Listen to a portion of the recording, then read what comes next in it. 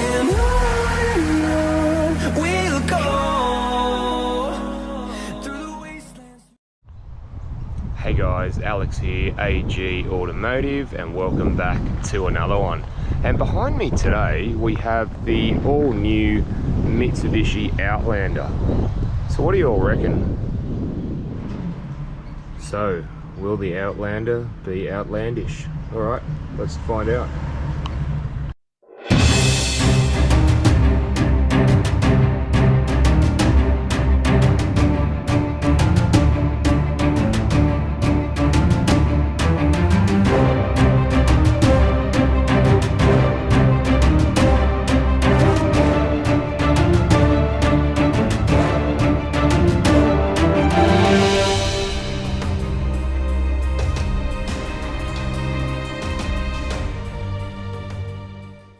Alright, before we get into it, I just want to do a shout out to Booths at Tuggerah who were nice enough to let me have a look at this vehicle today.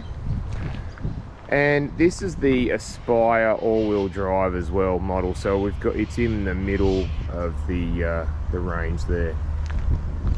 Alright, so we come around to the front as an all-new design. You have a look at the front end. You've got the Mitsubishi logo here and what looks like a grille, except it isn't. The actual grille is down here. You've got your front camera and your radar cruise there as well. And you've got the LED daytime running lamps there and LED lighting here as well. Headlights there as well.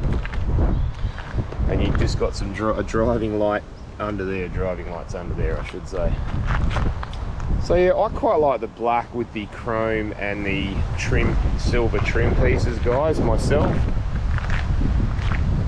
But what do you all reckon about this? What are your thoughts on it? Have you got an older Outlander? Are you interested in upgrading to this one or something like this one?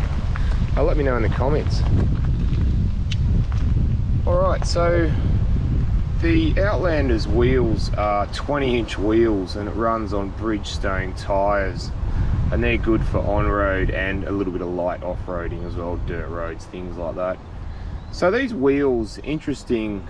They're sort of a two-tone. You got the silver and then this sort of piano finish as well, which I think looks quite futuristic and I think completes the look of the Outlander. What do you reckon? So you've got the big sticker there, all new Outlander. So under there you've got the camera there as well. It does have 360-degree view, which we'll have a look at that a little bit later on. And you've got up here, you've got the roof rails up here. And I quite like this chrome trim piece here. It runs along the car and then up like that. I think that's quite a nice touch to the side of the car. It breaks it up a little bit. Right, so we come around to the back here. Nice, as an all new Outlander, as you can see. So you've got the Mitsubishi badge there, the Outlander badge, you've got the Aspire badge, and you've got these really nice LED tail lights as well that wrap around there. I think they look really nice with the black, I think. Well, that's just me personally. There is other colours available. And then you've got a nice trim piece along the bottom there, along with your sensors there as well, and you do have a reversing camera at the back. So yeah, what are your thoughts on it guys? Do you like it? You're not sure about it? It does look a little bit bigger than the outgoing model, I will say that. Alright guys, let's go and have a look inside. Alright, we'll just have a look inside the Outlander. So up the top here, you've got a really soft leather up the top there. You've got some stitching there as well, a really nice padded leather armrest there. You do have a nice trim piece around there which looks quite nice, the piano black look. And then down here you've got a bit of like carbon fibre look around the window and mirror switches there. And you've got door pockets and bottle pockets there as well. Alright, so you've got the Outlander floor mats there, look quite nice. And then the seats. These seats are leather and suede, which I think are quite nice. Now in the Aspire, you've got full electric adjustment for the driver, and there's only manual adjustment for the passenger in this one. So look, nice leather steering wheel there. Check out that dash and have a look at the screens. They are awesome. Alright, let's jump in and have a look.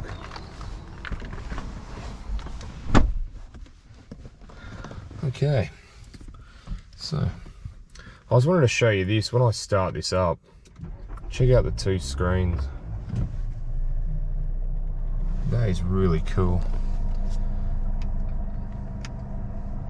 Very, very cool. All right, so all new design. You've got, it's actually reasonably soft up there. You do have head-up display, if you can see that there. Again, it's a nice touch having it on this.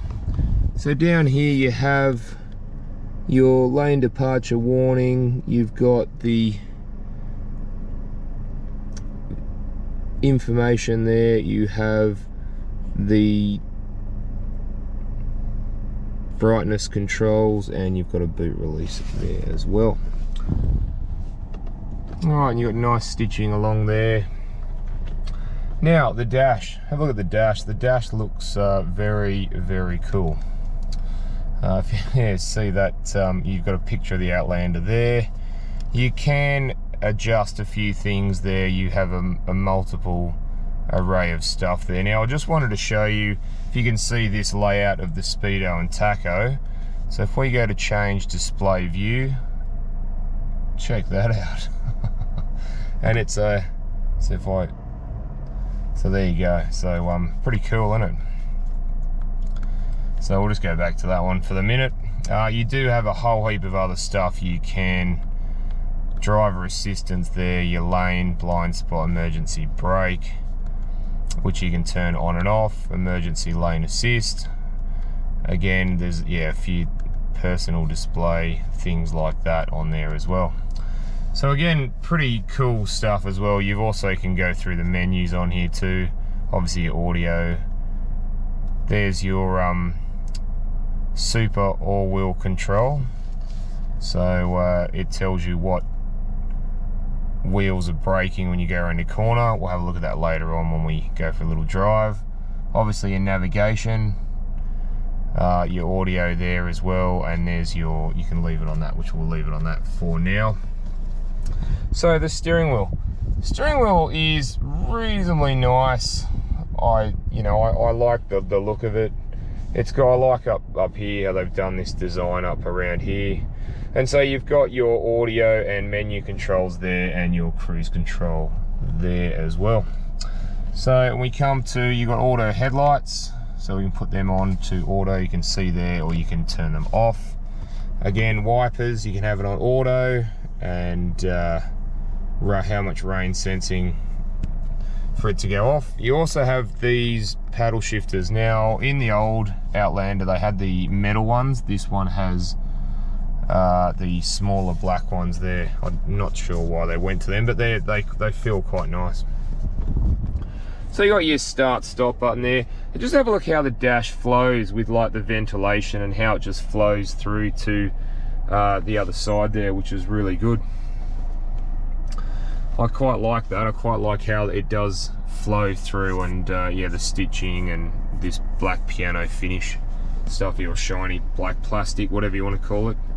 So further down you have your dual zone, actually 3-zone, not dual zone, tri-zone or 3-zone climate control, because you do have in the back as well. So you got dual zone here and a single zone in the back. Now further down we have a wireless phone charger here. I was just going to show you that there, it working. So there it is, working away there. Again, pretty cool. You do have 2 USB ports, a lightning one and a normal USB, and you do have a 12-volt adapter there, and that's the light to say that the wireless charger is working. You do also have heated seats, even though it's quite humid at the moment, so I won't put those on.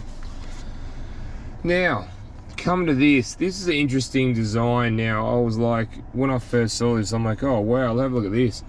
So we're in park, as you can see. To go into reverse, it's just an up or a down movement with the gear selector.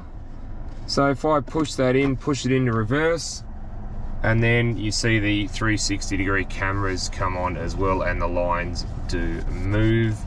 That's at the back there as well. We can put it on the side view, and that's pretty awesome. So yeah, you get a 360-degree view, which is pretty cool. So obviously, to put it into drive, just slide it down again for manual mode, or slide it back to drive. And you just go back into park like that. So you got a finger brake now, they should be called, because it's not really a hand brake, because you use your finger to do it, not a hand brake. It is your hand brake, but auto hold as well on hills is very very good in these cars. Now, this is your drive mechanism, or you know, what you want to drive in. So at the moment we're in normal. We're going to go into eco. So we're in eco mode. You got normal mode there. You got tarmac. Tarmac sort of livens things up a bit. It's a bit like sport mode. So you can have it in normal mode, or you can go into tarmac mode. You'll have a look at that when we go for a little drive. You got gravel, you've got snow, and you've got mud. And this is the all-wheel drive version. So the only difference in the two-wheel and the four-wheel is you don't get the mud in the two-wheel. So you get everything else other than the mud in the two-wheel, or if you're on the four-wheel, you get the mud as well. So you get nice cup holders with the teeth that hold everything in. Again, a nice touch. It's a smallish sort of storage spot there, not too bad. Now this is quite soft. Another thing I want to point out is here where you rest your foot against. See me pushing that in, it's actually quite nice, quite soft there. And again, it's something nice that I quite like as well, because I put my foot against it. So it's something for me that yeah, is something I really like anyway. I'm not sure if you do either, but so up here you have a auto dimming mirror, I should say. We do have your sunglass holder there, holding my sunnies. Obviously your light switch there, or you can flip 1, 2, or you can turn those off if you want. Pretty sort of standard stuff there. You get a little light there as well. Again, pretty cool. What do you get for the driver? Again, a light. So yeah. So if you have a look, I'm 6'1" or 185 centimeters, and I've got plenty of room up here. As you can see, if I put the camera right up here, got plenty there, and also plenty of width room. As you can see, I'm yeah, fit in the chair quite comfortably, actually, within the seat quite comfy. So again, it's nice. They're a nice nice seat. All right, let's jump in the back and have a look what is in the back. Alright, so in the back, now similar sort of thing with the front, nice soft padding there. You've got this trim piece with piano and silver there, and you've got the window with your fake carbon or carbon fibre type in there as well, and then some door pockets there. Alright, so suede and leather. So yeah, alright, let's jump in and have a look. Alrighty, so down here we have your ventilation, which you can adjust from the front there, from the display panel there, which is quite nice. You've got a little bit of a pocket space there. You have little pockets here, so like for a phone or whatnot, and you've got your mat pockets there and there. Same on that side. And then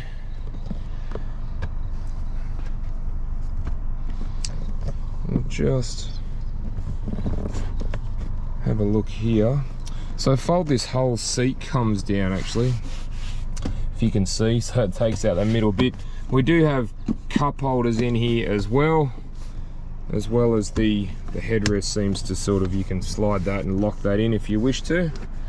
Again, it's not bad in here, guys. Like, if you have a look, I'm 6'1", like I said, 185 centimeters, and I have headroom in here. So again, it's not too bad. Knee room, now this is set up for me, like I had before, and I've got a bit of knee room there, and if you have a look, I have foot room as well. So for 4 adults, possibly even 5 adults, I think it would be pretty good still. So I'll just put that back. There you have your ISOFIX spots there, if you can see, and the 2 behind me as well. And it actually is a 7-seater. It's a 5+2. So all right, let's go and have a look in the back, in the boot, and check out the seats in the back. All right, just having a look in the boot. So it's automatic boot. So again, that's a nice feature, and it goes up quite high because, like, I'm 6'1", and I need to fit under the, I would like fitting underneath it, so I hate it when I hit my head on it. So this is with the 2 seats down. Now Mitsubishi say that the 2 seats are a occasional use sort of thing. I mean, if you've got 7, you know, people in the vehicle, 2 adults and 5 children, obviously you could. I wouldn't be able to sit there though. Now I'll just pull one of the seats up just to give you an idea of the seat. Now you do get some pocket, little bit of pocket space just there as well.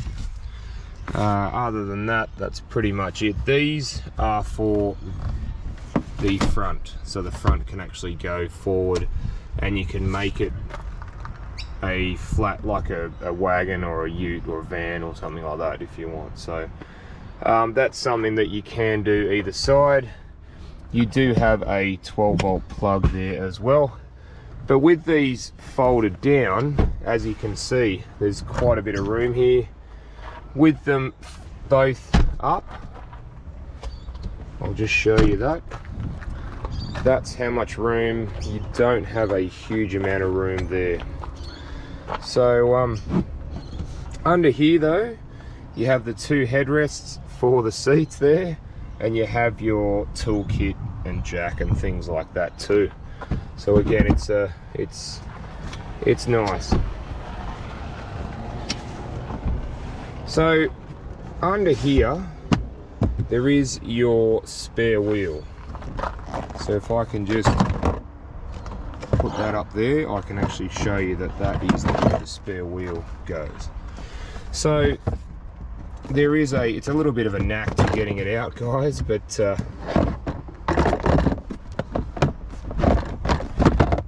once you got it back in, it goes back in very, very nicely. So yeah, you do get a little bit of space down there either side. Other than that, guys, pretty much it. So you do have the close and the lock button. So I'll just close that down for you and show you that closing down. All right, well, let's go and have a look what's under the bonnet. All right, guys, under the bonnet of the Outlander. So there's only one engine specification for all the Outlander models, and that is a 2.5 litre 4-cylinder naturally aspirated engine, and it produces 135 kilowatts of power and 245 newton meters of torque, and that's mated to an 8-speed CVT transmission. Alright guys, let's go for a drive. Alright guys, it's going to be a drive of the Outlander to see what I think. So, first impressions when I get in the Outlander is the seats. Now the leather and suede are great seats. They hold you in, they feel really nice actually, and very, very soft and comfortable. So I really like where they've gone with that. It's a nice touch. Vision out the front. Now vision out the front is pretty good. The only thing I will say, because I'm 6'1" or 185 centimeters, when I look that way towards the other side of the windscreen, I look straight into the rear vision mirror. I can see under it, but it sort of gets in my way a little bit. Other than that, it's okay. So vision out the back is okay. I would have thought they would have put a bigger screen in, or would like to see a bigger screen at the back. But you can see out of it okay. It is a bit high, like the bottom of it sits a bit high, so obviously seeing what's right behind you is a bit hard, but you do have your 360-degree camera system there as well, so that makes it sort of a bit easier for that. So vision out the sides. Vision out the sides, guys, is very, very good. The windows are quite big and quite tall, and you've got vision all the way back. Even out the third row is a little window either side of the car there. So that makes it good, because the better your vision, the safer you are. So the mirrors do a pretty good job. Slightly, obviously not square or round, they're sort of slightly off there, but they do an alright job. They're quite wide, yeah, so you can see quite a lot out of them. So how does the new 2.5 litre go, guys? Well, let's have a look. I'm just going to pop it onto tarmac mode, which makes it that little bit sort of, I suppose, it readjusts some of the engine and gearbox and makes that adjustments there, and it livens it up a bit, if you want to call it that. So let's go and have a look and see how it goes.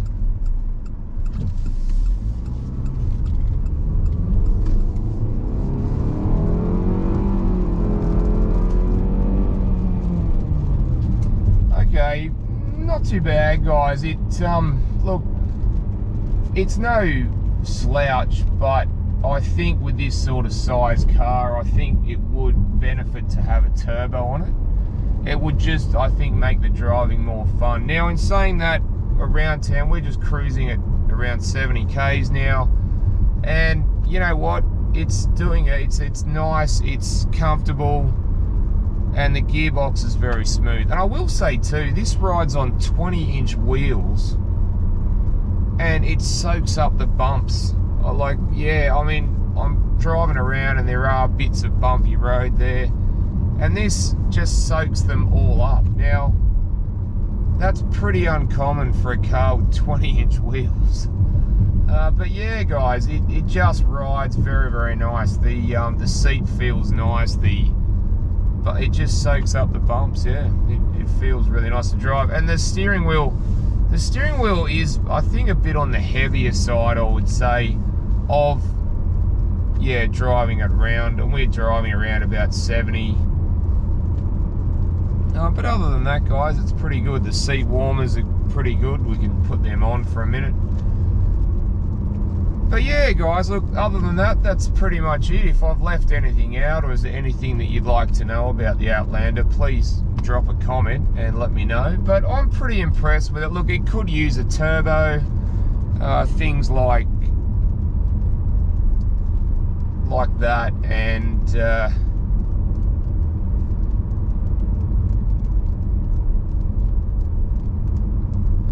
so it could use, other than, you know, things like it could use a turbo and the rear vision mirror sort of getting in the way. Other than that, it's pretty good, guys. It goes very well. It drives well. It's very smooth. The 8-speed is very, very smooth around town, and those seat warmers are doing an incredible job, let me tell you. I'll have to turn those down. But yeah, guys, look, everything you've got, everything auto. You do have Apple CarPlay and Android Auto as well on the car. Wireless phone charger. You've got navigation as well. So again, it's something that's it's got all the bells and whistles for the money that you pay. And this is around the 48,000 or $48,500 mark for this particular one. But in saying that, I think bang for buck, it's not bad value at all with what you get, which is really good. Alright guys, well, thanks for watching, and don't forget to like and subscribe, and I look forward to seeing you on the next one. Alright, thanks guys, see you later.